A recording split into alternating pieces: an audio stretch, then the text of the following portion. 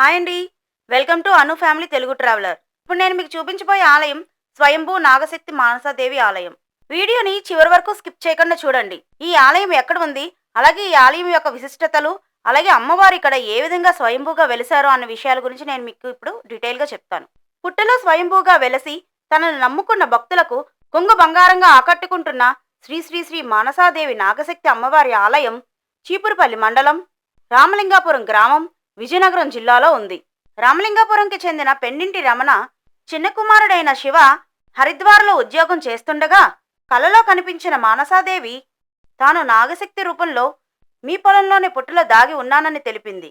తనను బయటికి తీసి ఆలయాన్ని నిర్మించి పూజలు చేయమని చెప్పింది. పొలంలోని పుట్టని తవ్వి చూడగా అందులో నాగశక్తి రూపంలో మానసాదేవి అమ్మవారి విగ్రహం లభించింది. పుట్ట ఉన్న చోటే మానసాదేవి ఆలయాన్ని నిర్మించారు. కోరిన కోరికలు తీర్చే కల్పవల్లి ఈ మానసాదేవి అమ్మవారు.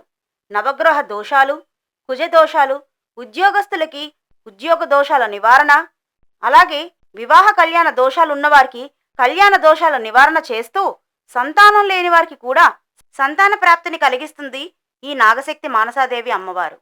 సంతాన ప్రాప్తి కోసం మానసాదేవి అమ్మవారు పెన్నింటి రమణ చిన్న కుమారుడైన శివ కలలో స్వయంగా చెప్పిన ముడుపు కోసం ఇప్పుడు నేను మీకు చెప్తాను. 108 రూపాయలు, అలాగే 5 పసుపు కొమ్ములు ముడుపు కట్టి దంపతులిద్దరూ కూడా ఆలయానికి వచ్చి 27 సార్లు ప్రదక్షిణలు చేసి 21 వారాల అమ్మవారికి కొలుచుకొని 21వ వారము ఆలయానికి వచ్చి ఆ ముడుపుని సమర్పించాలి. ముఖ్యంగా అమ్మవారి యొక్క జన్మ నక్షత్రం రోజు అమ్మవారిని పూజిస్తే సంతాన ప్రాప్తి కలుగుతుంది. ఉత్తరాంధ్ర, ఒడిశా నుండి భక్తులు ఎక్కువగా వస్తున్నారంటండి ఈ ఆలయానికి. అలాగే మంగళవారం, శుక్రవారాల్లో అయితే ఆలయం అస్సలు ఖాళీ ఉండదంటండి. చాలామంది భక్తులు వస్తారంట. గర్భగుడిలోని నాగశక్తి మానసాదేవి అమ్మవారండి.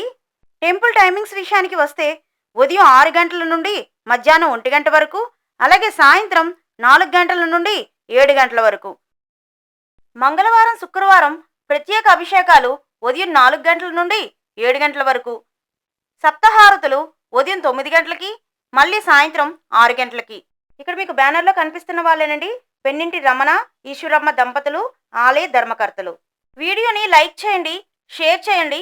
ఇంకా ఎవరైనా సబ్స్క్రైబ్ చేసుకోకపోతే సబ్స్క్రైబ్ చేసుకోండి. Thank you.